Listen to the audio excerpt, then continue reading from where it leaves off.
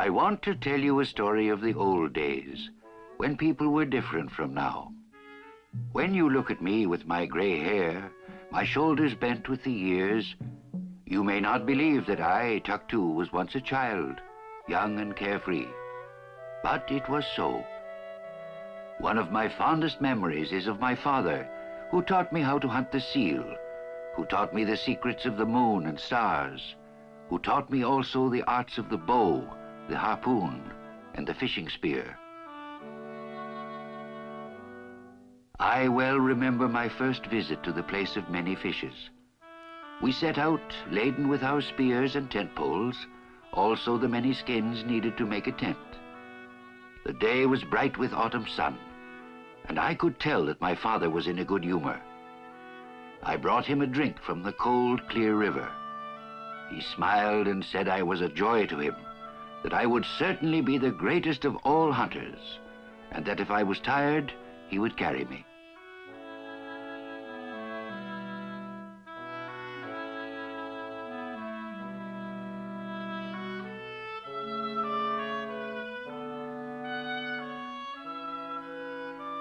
Will my uncle be at the fishing place? I asked, for I wanted very much to see him, and this my father knew. Alas, he said, I do not think so. Your uncle has gone a long way from here to another country, where the seals are bigger than kayaks, and where the fish jump out of the water when you whistle. As we walked along, I tried to imagine this land of marvels, wondering greatly that we didn't live there. I felt a sadness in my heart, for I knew I should never see my uncle again. For who would leave a country of such great magic?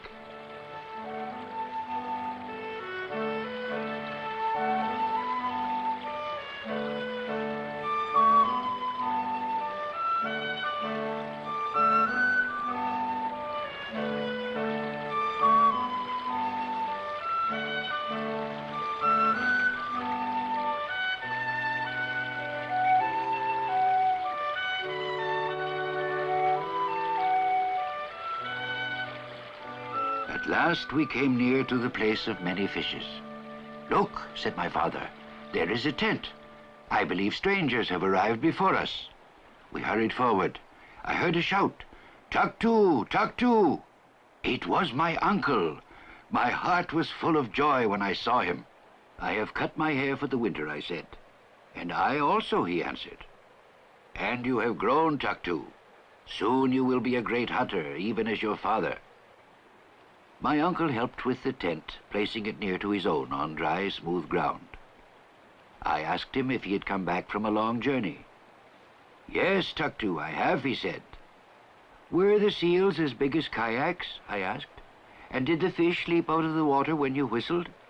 But my uncle only laughed. Said my mother, some fathers fill the ears of their children with dreams. Some fathers tease their children with foolish tales. I watched the men go down to the long stone weir in the river. My father told me all about this weir, how very old it was, made by the Eskimos of long, long ago. Almost 300 winters had passed away since our ancestors had built the weir, stone by stone, building it up carefully and artfully, this long wall to trap the Arctic char that swam up the river during the few weeks of autumn.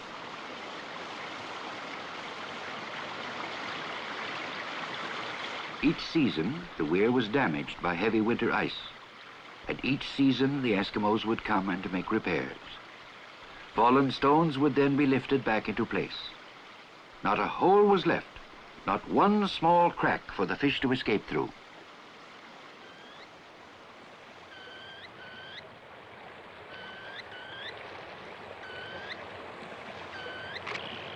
The winter before had been very hard. I remember how my father and my uncle worked a long time to repair the weir. But presently the task was finished. My father said, now we can only wait and be patient. I still have work to do, for my spear needs mending. I pray to the water spirit for a good catch. We have many mouths to feed during the long winter.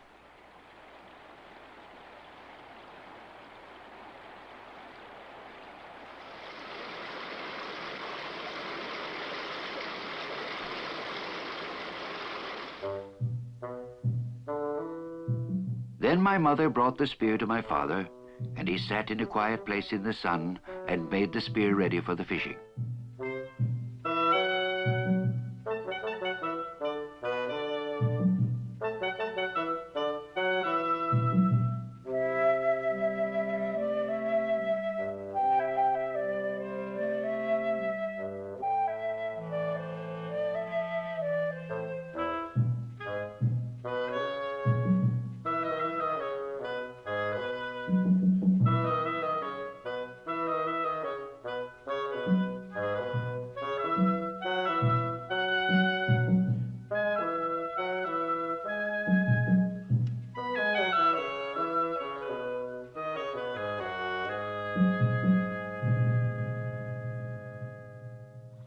At last the fish returned and were trapped by the weir.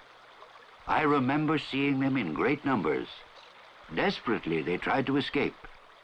Said my father, "I have never seen so many. Our children will not go hungry for many weeks.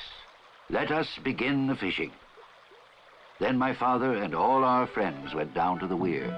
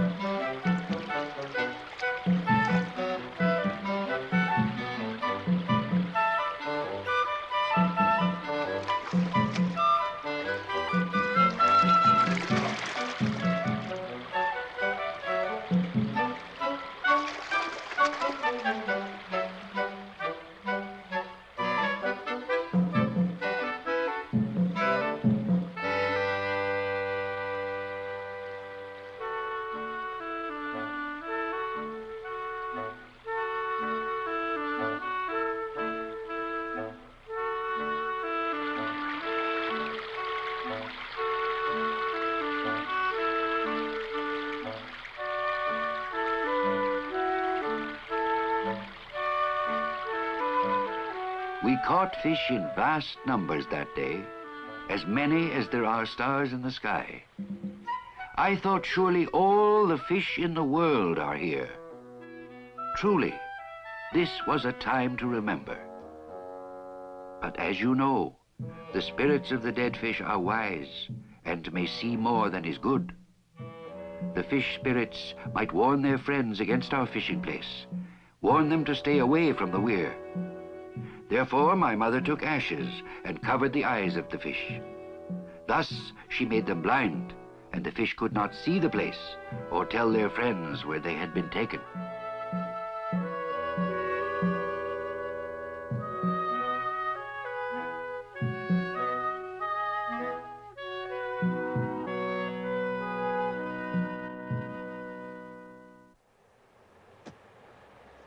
made a cache or hiding place and covered the fish with stones. Here the fish would freeze and remain good to eat.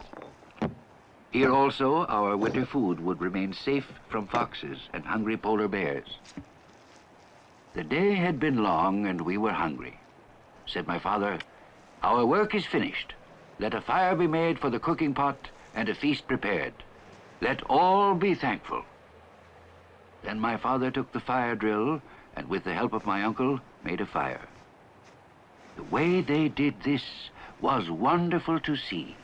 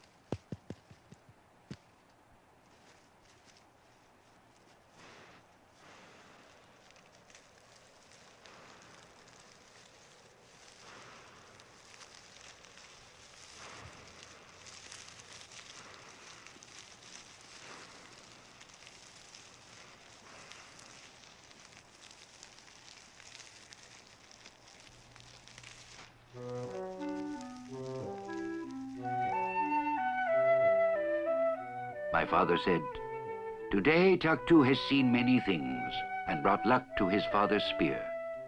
My son, learn from what you see. One day you also will fish and make fire. You are my son, and I am thankful."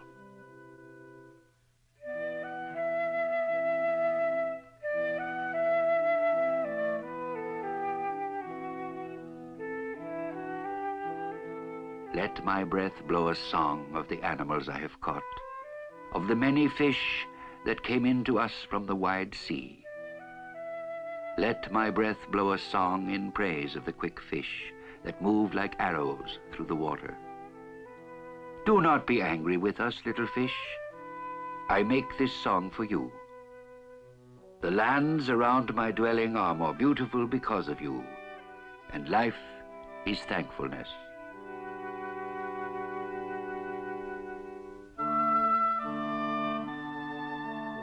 And that is the way we used to live.